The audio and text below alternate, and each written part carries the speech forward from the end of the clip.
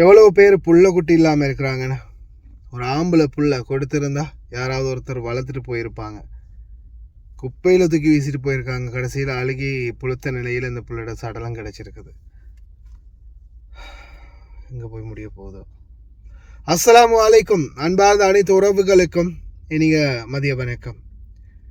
உண்மையிலேயே மிகவும் வேதனையான ஒரு சம்பவம்.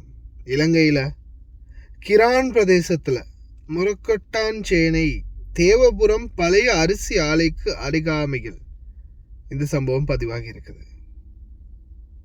மட்டக்களப்பு மாவட்டம் கிரான் பிரதேசத்தின் முரக்கொட்டாஞ்சேனை தேவபுரம் பகுதிகள் பழைய அரிசி ஆலைக்கு அருகாமையில் கைவிடப்பட்ட நிலையில் ஒரு ஆண் குழந்தையின் சடலம் கண்டுபிடிக்கப்பட்டுள்ளது.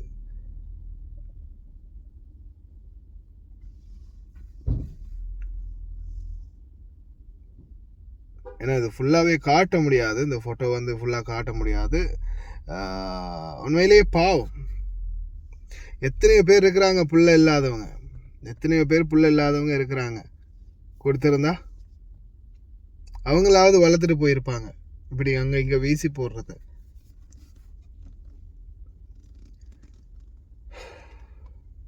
ஒரு ஆண் குழந்தை கொடுத்துருந்தா நிச்சயமாக யார் சரி ஒருத்தர் வளர்த்துருப்பாங்க. எத்தனையோ பேர் புள்ள இல்லாமல் கஷ்டப்பட்டுக்கிட்டு இருக்கிறாங்க, தவிக்கிறாங்க. கொடுத்துருந்தா உண்மைக்குமே யாராவது வளர்த்துருப்பாங்க. இந்த உலகத்தில் எத்தனை பேர் இருக்கிறாங்க இந்த தாய் தந்தைக்குரிய பாக்கியம் இல்லாதவங்க. எவ்வளோ பேர் பிள்ளைகளுக்காக இயங்கிட்டு இருக்கிறாங்க. இந்த மாதிரி நாய் வேலை பார்க்குறத யார் சரி ஒருத்தர் கொடுத்துருக்கலாம். இல்லை, எத்தனையோ அநாத மடங்கள் இருக்குது இல்லையா நாட்டில், ஏதாவது ஒன்றில் கொண்டு போய் இது கொடுத்துருக்கலாம். என்ன காரணம்? 100% தவறான பழக்க வழக்கங்கள், பாதுகாப்பு இல்லாத உறவு முறைகள், அதுதான் முக்கியமான காரணம். தேவையில்லாத பழக்க வழக்கங்கள்.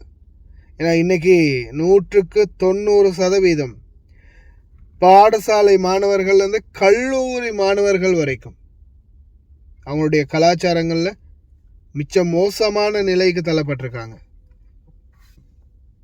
இன்னைக்கு பாடசாலை மாணவர்கள் உட்பட அனைவருமே மதுபான கலாச்சாரம்.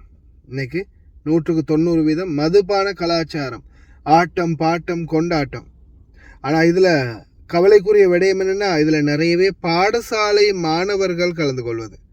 பாடசாலை மாணவர்களும் இந்த மாதிரியான சில சேட்டைகளில் இடம்பெறுறது தான் ரொம்பவும் கவலைக்குரிய விடயம். இதோட இந்த வீடியோ காட்சியை நான் மறுபடியும் என்னுடைய சேனலில் நான் முன்னாடி நிறைய தடவை போட்டிருக்கேன். நான் இதை என்னுடைய சேனலில் அப்டேட் பண்ணுறேன். இந்த வீடியோ காட்சி தான் அப்டேட் பண்ணுறேன். அந்த வீடியோ காட்சிகளையும் பாருங்கள். கலாச்சாரம் எந்த அளவுக்கு சீர்கெட்டு போயிருக்குதுன்னு. குடி கூத்து கும்மாலம் என்ன நடந்துச்சுன்றது தெரியாது. வெடியும் வரைக்கும் என்ன நடந்திருக்குது அப்படின்றது 2 குழந்தை ஆணுக்கும் சரி பெண்ணுக்கும் சரி தெரியாது. 18 வயது ஆகலை, இன்னும் 16 வயது 15 வயது, ஏன் இன்னைக்கு 10 வயசுலேருந்து 5 வயசு பிள்ளை கூட என்னென்ன செய்யணும், என்னென்ன பார்க்கணும், என்னென்ன பண்ணணும் அப்படின்றது அளவுக்கு தெரிஞ்சு வச்சிருக்குது. அந்த அளவுக்கு சமூக ஊடகங்கள் அவங்கள வளர்த்து விட்டுருக்குது. அதால் தயவு செய்து தொடர்ந்தும் சொல்கிறது தான், தாய் தந்தையர்களே, வெளிநாடு வாழ் தாய் தந்தையர்கள். ஏன்னா நம்ம வெளிநாட்டில் இருக்கிறதால வெளிநாடு வாழ் தாய் தந்தையர்களுக்கு தான் தொடர்ந்து நம்ம அவேர்னஸ் பண்ணுறது.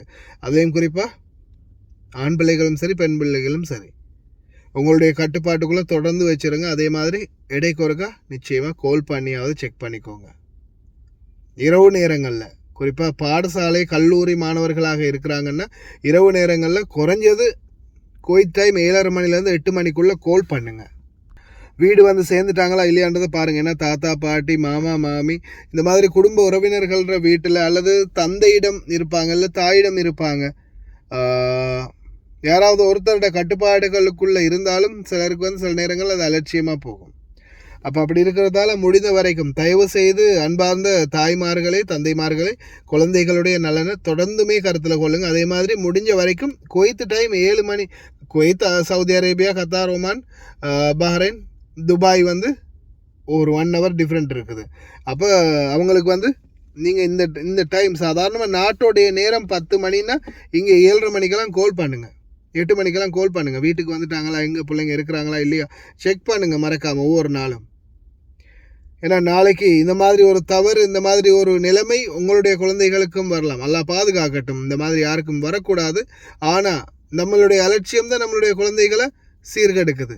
நம்ம ரைட்டாக கட்டுப்பாட்டோடு நம்ம வளர்த்து வந்தோம்னா எந்த பிரச்சனையும் இல்லாமல் குழந்தைகளும் பாதுகாப்பாக இருக்கும். நாமளும் நம்மளுடைய முயற்சிகளை எடுத்து சம்பாதிச்சுட்டு வீட்டோட போய் சேரலாம். எல்லாமே உங்களுடைய கைகளில் தான் இருக்குது. தயவு செய்து சிந்திச்சு செயல்படுங்க. அந்த கடைசியில் வர வீடியோவை பாருங்கள், உங்களுக்கே புரியும் கலாச்சாரம் எந்த அளவுக்கு கெட்டு போய் இருக்குதுன்னு.